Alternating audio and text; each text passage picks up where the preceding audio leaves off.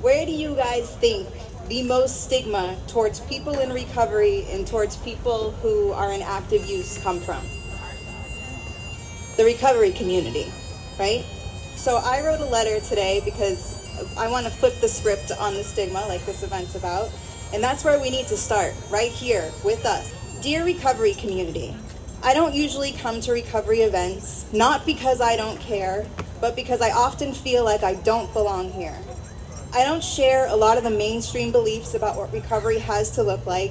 And when you share those beliefs, you're made to feel like there's something, and when you don't share those beliefs, you're made to feel like there's something wrong with you. This event is called Shame on Stigma, Flip the Script, so let's flip it. I firmly believe the stigma coming from within our own community is costing more lives than the substances themselves. The recovery box is too small. Listen, I don't want to prompt any uncomfortable conversations on the ride home, but I would bet there are people here who are hiding parts of their recovery because of strong opinions against it that they have heard from people within their recovery circle. Maybe it's medication for mental health, maybe it's medication for opioid use disorder, maybe it's cannabis, maybe it's an occasional drink. And if those choices are working really well for them, they feel like they can't say it out loud. Because if they do, they risk being told to toss everything and go back to day one. That isn't support, that's shame and stigma and outdated beliefs dressed up as care. And that shame does not make people safer, it drives people underground. And speaking of driving people underground, we also have to talk about this tough love and the phrase about loving someone to death. I know there are people who will say tough love saved them. I hear you and I honor your story. But you are the exception, not the rule. We do not have a compassion problem.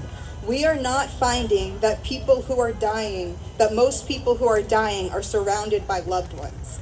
We are finding many people are dying alone because of stigma, because tough love pushed them there. I'm sorry, but I just don't believe that anyone dies because they were loved too much.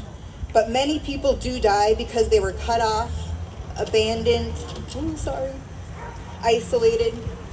If we want fewer funerals, we need more connection, not less. I have never gone to a wake or a funeral after an overdose and heard a family member say, I wish I cut them off sooner. But I have heard too many people say, I wish I had picked up that last call from them. Please don't hear me say that not to have boundaries, okay? Boundaries matter. People can and should have them. But the boundaries are for you, to keep you safe and sane. They're not weapons to punish someone into recovery. Remember, the core of substance use disorder is using despite negative consequences. If negative consequences alone could force recovery, most of us wouldn't be here. We would have learned our lesson the first time the consequences hit hard. Boundaries look different for everyone, but as a friend of mine, Brandy Mack says, do what you can live with. We also need to retire the romance around rock bottom. In today's illicit drug supply, rock bottom isn't a wake-up call, it's death. We are seeing many deaths before substance use disorder even develops, while people are still experimenting. Waiting for this so-called gift of desperation isn't tough love. It's neglect disguised as recovery wisdom, and it's abandoning people to an unpredictable drug landscape. Banking on desperation as a strategy doesn't save lives, it ends them. And we have to flip the script on who we treat as experts. We act like people in active use have nothing to bring to the table, while the person with the most recovery time automatically knows best. Recovery experience matters, absolutely, but today's supply is illicit fentanyl, xylazines, nitazines, medetimidine, all this other stuff I can't even say.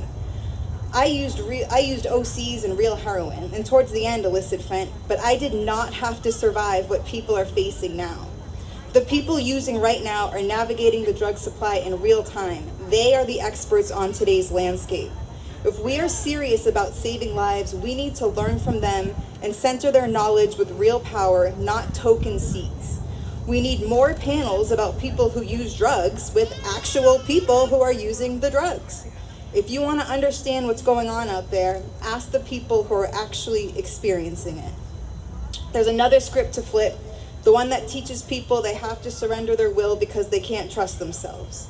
The whole idea that we can't trust our own thinking because if we knew how to help ourselves, we wouldn't be here. If that message genuinely helps you, keep it. Like, do what works for you. Absolutely no shade. But there are a lot of people that doesn't work for. They try it, that fails them, and they're told to try it again and try a little harder.